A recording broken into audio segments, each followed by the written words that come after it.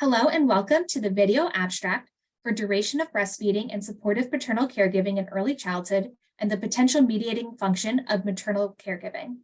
My name is Julia Feldman, and on behalf of myself and my co-authors, thank you so much for your interest in our study. We'll start with brief background. Longer duration of breastfeeding in infancy has been found to be associated with higher levels of maternal supportive parenting in infancy, toddlerhood, and even into the school-age years. In turn, we know that paternal caregiving is impacted by family factors, including maternal parenting, and support for this has been found cross-sectionally in early childhood. Thus, it follows that longer duration of breastfeeding may be associated with maternal supportive parenting, which may in turn be associated with paternal supportive parenting. However, this indirect path has not yet been tested. Thus, in the present study, we hypothesize that the longer duration of breastfeeding would be associated with higher levels of maternal supportive parenting, which would in turn be associated with higher levels of paternal supportive parenting. We did not expect to see a direct relation between breastfeeding and paternal caregiving, but rather an indirect pathway via maternal supportive parenting. 623 families participated in the study. These families were from the Behavior Outlook Norwegian Developmental Study. This is a population-based longitudinal study of families in Southeast Norway. They were recruited between 2006 and 2008 when children were 5 months old by nurses at child health clinics, which are free and almost universally attended in Norway. Turning now to methods and measures. Duration of breastfeeding was assessed via parent report at 6, 12, and 24 months.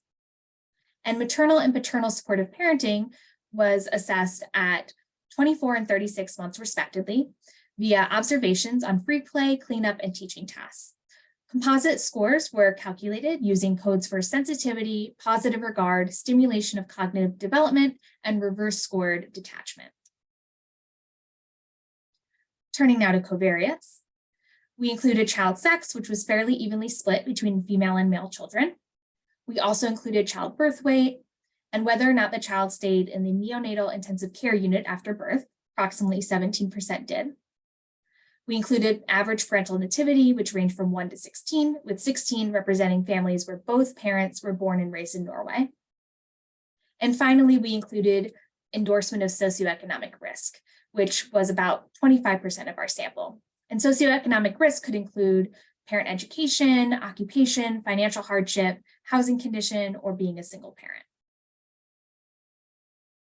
Path analyses were conducted in Lavon in R, and I'll first present our results without covariates. And these are standardized coefficients. As you can see, there's not a direct relation between duration of breastfeeding and paternal supportive parenting. However, as expected, longer durations of breastfeeding in infancy was associated with maternal supportive parenting at 24 months, which then in turn was associated with paternal supportive parenting at 36 months. This indirect pathway was significant, as was the total effect.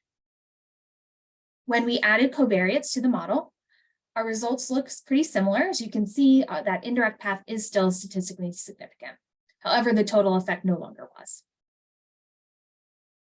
Our study has 2 take-home messages. The first is that the duration of breastfeeding was associated with paternal supportive parenting via maternal supportive parenting across early childhood.